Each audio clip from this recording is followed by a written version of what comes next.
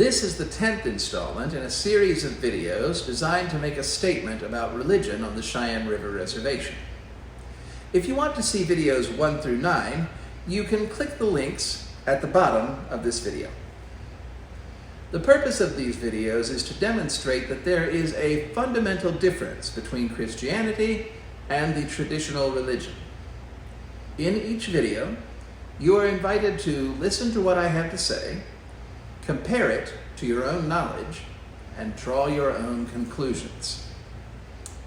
Today, I would like to talk about the afterlife and what happens to you after death. Of course, the spirit world is a mysterious and complicated place. But in the Christian worldview, the afterlife goes something like this. After your body has breathed its last, your spirit leaves your body and goes to the spirit world, where you stand before the throne of God himself. Hebrews chapter 9, verse 27. From there, you will not return to earth and another body, nor will you wander the earth as a ghost. Instead, God will send you to one of two places according to his perfect justice. Revelation chapter 20, verse 12. If you are totally pure and guilty of nothing, you will be sent to heaven. But if some guilt or impurity is found in you, you will be sent to hell. Matthew chapter 25, verses 31 through 46. Since everyone is guilty of something, hell is the final destination of most people.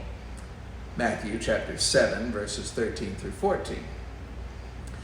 But for those who have placed their faith in Jesus, he is understood to have cleansed all of the evil from them. Christians go to heaven not because they are perfect or even better than most, but because Jesus has taken whatever punishment they deserved. 1 Peter chapter 2, verse 24. Heaven is a place in the spirit world where God has his throne and where his presence is most powerfully felt.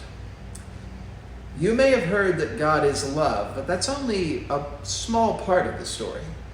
God is love, but he is also truth and beauty and justice and mercy and compassion and goodness.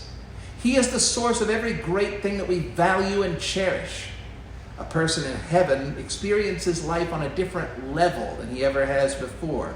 Here on earth, in our happiest moments, we get a little bit of God's goodness, as if drinking from a dripping faucet, straining our necks for every last drop of goodness we can. But in heaven, we dive into a vast ocean. Revelation chapter 21, verses 1 through 5 and 9 through 27. Hell, in contrast, is a place in the spirit world where God's presence is not felt at all. In hell, there is no goodness, no rest, no peace, no beauty, nothing reliable or pleasant or kind. The Bible compares hell to two things. The first is a lake made of fire, which never burns out, Revelation chapter 20, verses 10 and 15.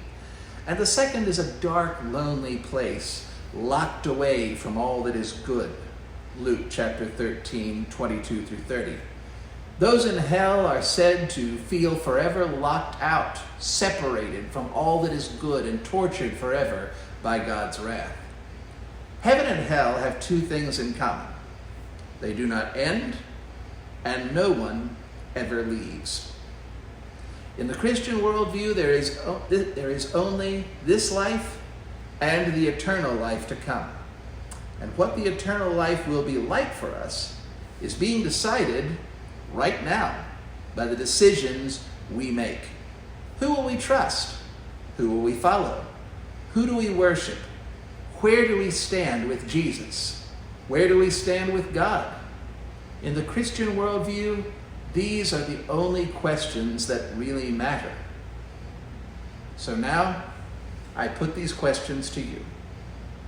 According to your understanding, is the traditional religion like this? Does the traditional religion teach that every person dies only once and then spends eternity in one of two places?